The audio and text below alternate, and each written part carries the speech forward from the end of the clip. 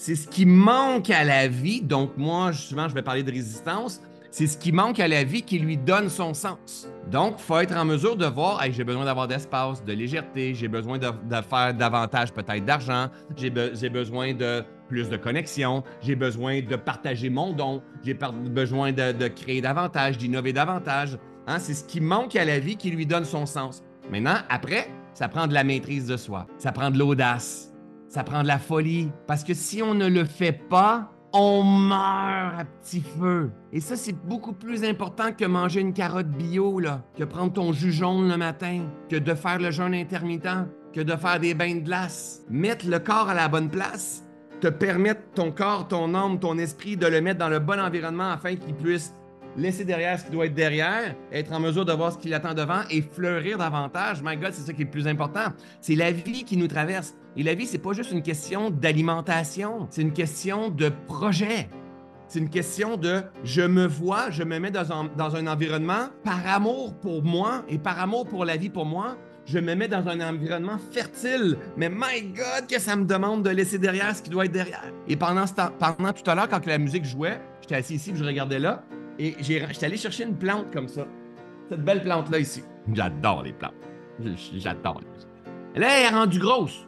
OK? Parce qu'elle est rendue grosse, ma plante. Mais elle est petite versus son potentiel. Mais à tous les printemps, je la sépare. Je ne sais pas si vous voyez Nathalie, là. Ben, regardez. Ben, là, elle est grande, Nathalie, celle de la Nathalie, là. Mais l'année passée, j'ai enlevé une petite bouture comme celle-là ici. Et j'ai fait un petit pot pour mettre dans le bureau à Nathalie. Mais là, celle-là, je me disais, elle sera pas aussi belle. Parce qu'elle était parfaite, elle. Je me suis dit, mais si je coupe des boutures, puis j'en donne une à ma mère, puis j'en donne une à Nathalie, elle sera pas aussi belle. Elle, je l'ai pris, je l'ai mis dans un autre pot et elle a grandi.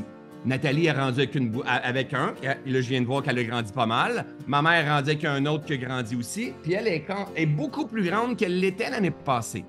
Beaucoup, beaucoup plus grande. Donc là, il faut encore que je fasse des boutures. Et regardez ce qui est en train de se passer. Je ne suis pas sûr que vous allez voir. Là, c'est un cours de plantes que je suis en train de vous donner.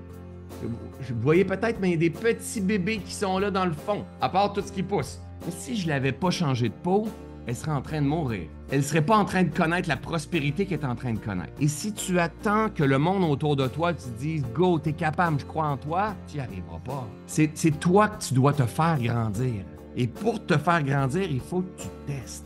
Puis la plante, là, admettons, je vais le faire dans celle-là parce qu'elle est due. La plante, là, je vais la couper, puis la mettre les racines dans l'eau, tout ça, ça va être inconfortable temporairement pendant probablement quelques semaines et quelques mois. Mais c'est comme l'entrepreneur qui démarre ses affaires et dit « Ça ne marche pas, c'est plus difficile. » Mais oui, mais c'est normal. Tu viens d'être coupé. Est-ce que tu es prête à vivre temporairement le stress adaptatif qui va être là pour ta croissance? C'est essentiel! Mais la majorité d'entre nous, on fait comme « Mais non, c'est bien décoré chez nous dans mon ancienne vie. »